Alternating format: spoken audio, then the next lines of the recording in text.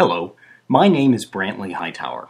I think I speak for all architects here in San Antonio when I say we're excited to be the host city for the TSA convention this year. I hope you have a chance to see some of our city while you're in town, whether it be on one of the many tours organized by the convention or by exploring the city on your own.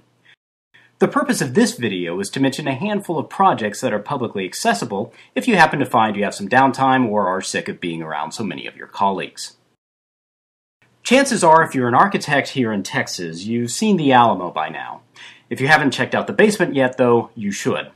Of course, the Alamo is only one of 5 Spanish missions that were established in San Antonio in the 1700s, and it's worth taking the time to explore the others as well.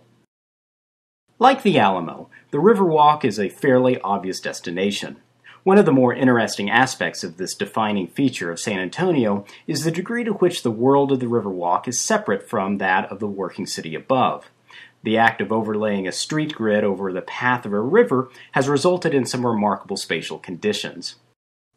Were it not for the Alamo and the Riverwalk, the Bexar County Courthouse might very well be the city's most distinguished architectural landmark. The first of a remarkable number of Richardsonian Romanesque piles designed by James Riley Gordon, the structure has served the county for nearly 110 years. In 1968, most of the world was protesting something or another, but in San Antonio we were hosting a hemisphere, which, as its name implied, is a sort of World's Fair for only half the world. A number of the fair structures remain, including this year's TSA 25-year award winner, the Tower of the Americas. One of Ricardo Legaretta's early major projects in the U.S. was the San Antonio Central Library. Big and red, the building is currently undergoing an extensive renovation to restore, among other things, its trademark exterior color. In the late 1800s, San Antonio was a center for beer production in Texas. While most of the brewery operations once built along the San Antonio River have moved elsewhere, their buildings have been repurposed and now serve the city in a different way. The old Pearl Brewery, for example, began to be redeveloped as a mixed-use property when production moved to Fort Worth in 1999. Current tenants include a culinary institute, a cosmetology school, as well as the new San Antonio AIA offices located in the Center for Architecture. Downstream, the old Lone Star Brewery was repurposed as the San Antonio Museum of Art by Cambridge 7 architects in 1981. Both of these projects now engage a newly extended Riverwalk that now connects these projects back to downtown. Brackenridge Park is to San Antonio what Zilker Park is to Austin and Herman Park is to Houston. In the last few years, its trails and pavilions have been renovated, and it remains a well-used amenity within the city.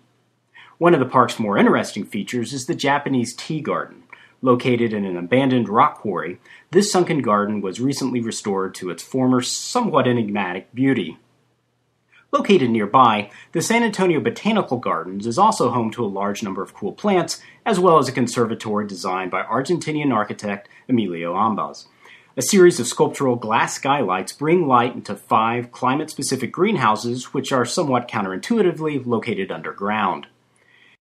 Trinity University is O'Neill Ford's modern campus planning masterpiece.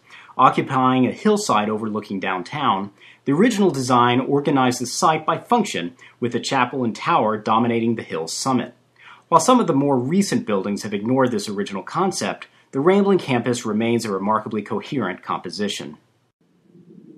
One of the finest examples of Spanish colonial revival architecture in the city is the McNay Art Museum. The converted mansion now houses an impressive collection of modern art within a beautifully manicured landscape. The museum also possesses a new gallery wing by the French architect Jean-Paul Vignier. Obviously, there is much more to see in San Antonio, and I encourage you to purchase a copy of the AIA Guide to San Antonio.